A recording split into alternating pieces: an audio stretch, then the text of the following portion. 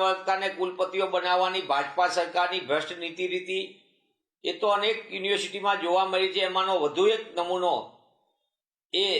દાંતીવાડા કૃષિ યુનિવર્સિટીમાં આપણે જોયું છે।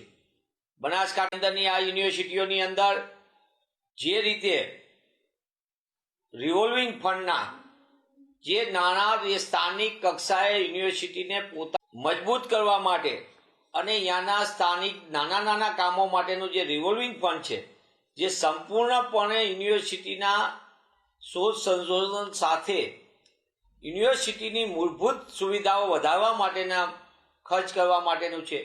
પણ ભ્રષ્ટાચારના જેમની સામે વ્યાપક પ્રમાણમાં ફરિયાદ છે,